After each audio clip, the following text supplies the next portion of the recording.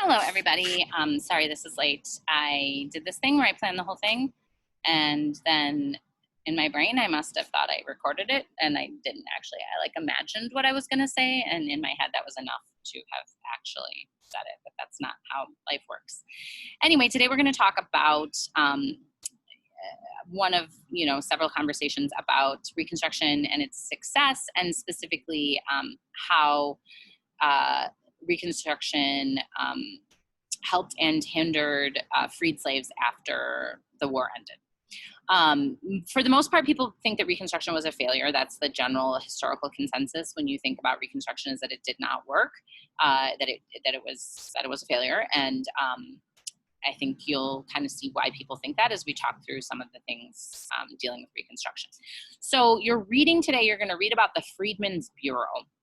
You're actually going to do a reading from Khan Academy. I didn't really know that they did stuff history related. I thought that was more of a math thing, but I found a pretty good article about the Freedmen's Bureau that you're going to read from Khan Academy.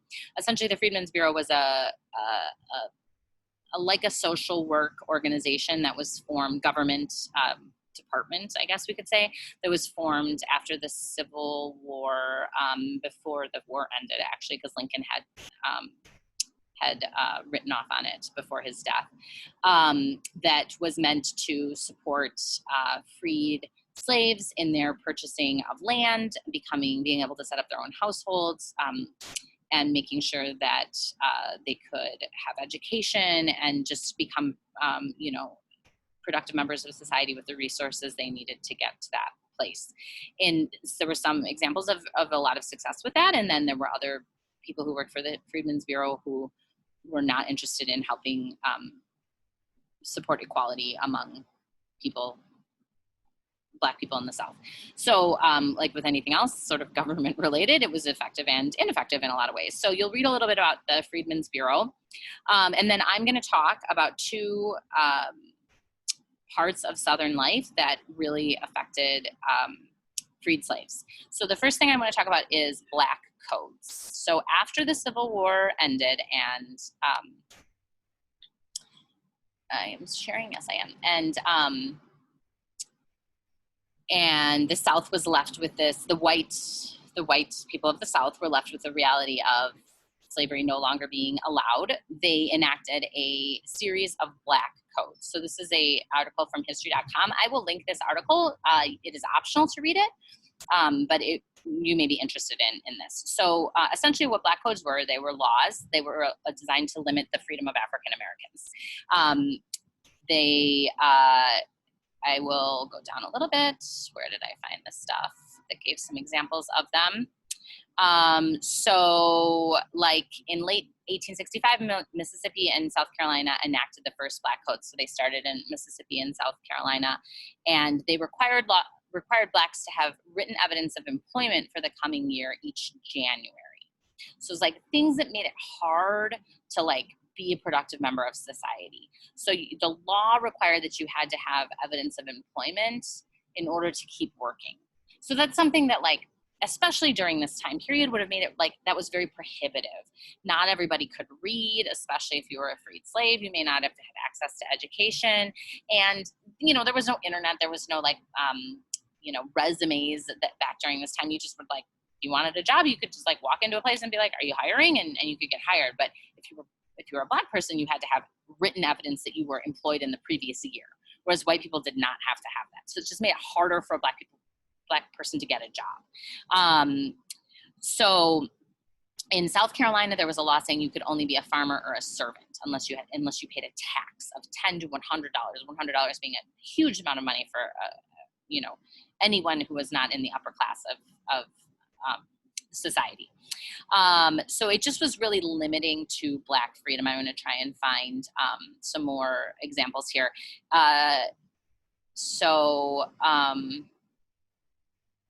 States limited property that Blacks could own. There was vagrancy and labor contract laws. If you broke the labor contract laws, you were subject to arrest, beating, and forced labor. So there was just a lot of laws that just made it a lot harder, and it did not make it where you had an equal life to the white people around you.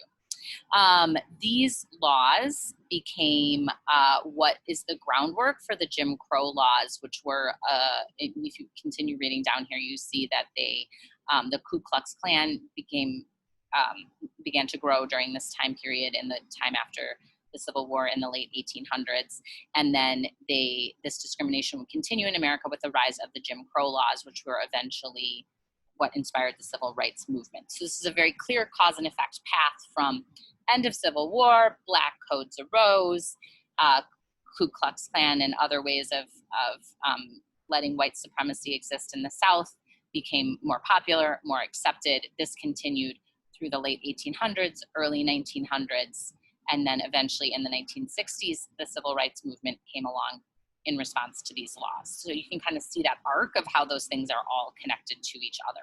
I am, of course, simplifying it. There was a lot more that kind of occurred within that and a lot of other aspects to look at it in it. But if you're thinking as an overall, which is the kind of what we're giving here with the Reconstruction period, that's kind of how it went. So that was one really big element in which life of freed slaves was negatively impacted. Another issue that, or another a societal method that arose during this time was sharecropping.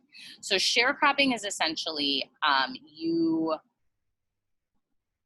farm a portion of the landowner's land, and then you pay them to farm it. So if I own 100 acres, I would basically rent out 10 acres to 10 of you, and then you would have to give me money to farm the land, and then you get to keep the rest of the profit. So in theory, this sounds like kind of a good idea. It's kind of like a McDonald's franchise, right? You like buy a McDonald's from the McDonald's company and you get to run it yourself, and you give a little bit of money to McDonald's, but the rest of it you get to keep yourself. And if you're a really good job at running the McDonald's, you get to make more money. So that's the theory. Of course, this is not how it was actually enacted. And it was essentially, for many people living under sharecropping, it just became legalized slavery. It just became another way of having slavery be legal. And sharecropping was around in the South for a very long time. And most people who were sharecroppers and most landowners who sharecropped out their land did not allow the people sharecropping their land to make anything near a living wage.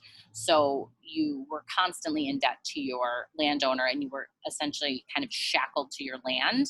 Maybe not literally, where you were gonna be like beaten to death if you tried to run away, but if the landowners are saying that you owe them money because you had to borrow money against next year's crop because you didn't have enough money to feed your family, then all of a sudden you're in debt, and then they can legally try you for stealing if you try to run out on your land. So it was just another way of making slavery, although no longer legal, but still very much, it was a very similar system to slavery.